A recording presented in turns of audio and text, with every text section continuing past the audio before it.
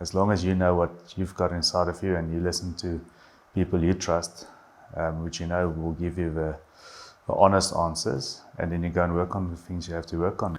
Sport has the ability to inspire and unite a nation like nothing else. Come join us for a chat with Fourie du Preez, one of the most influential sport heroes that South Africa has ever produced. Fourie, while I watched you play at the peak of your career, I never thought that you would have any critic or any person out there in South Africa that would disagree with your style of play. But I've learned that that's unrealistic expectations. There's always somebody who doesn't like you or the way you play or the way you do your thing. I want to ask you, when you hear people being critical about you as a person or you as a player or your style of play, first of all, it never seemed like any of that affected you. Whenever you ran onto the field, you ran on with confidence.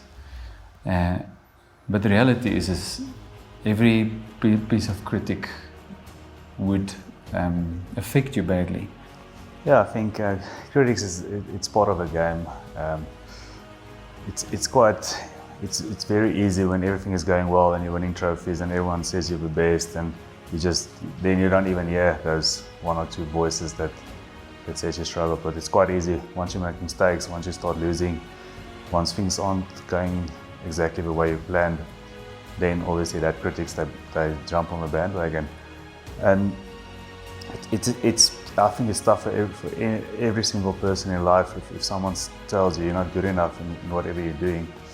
I was lucky enough or fortunate enough to sort of realize that certain people I'm going to listen to, certain close people, and I sort of managed to sort of just make a common sense decision. I'd rather listen to my dad, which I think was a good critic, my brother.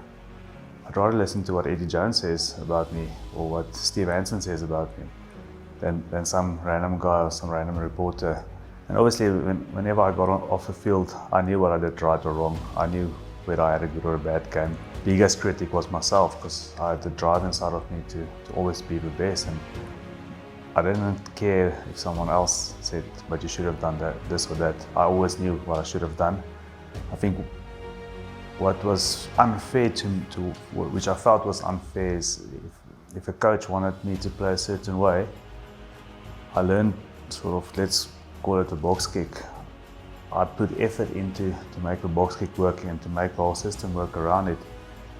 It wasn't me that wanted to box kick, it was a sort of a game plan, and once it worked, you wanted to stick to it. I did whatever I felt necessary was for the team to win, and lucky enough, most of the time it did work. Sometimes it didn't. Yeah, I think critics will always be there. I think you must first sort of identify who's the critic, and then is he right or wrong.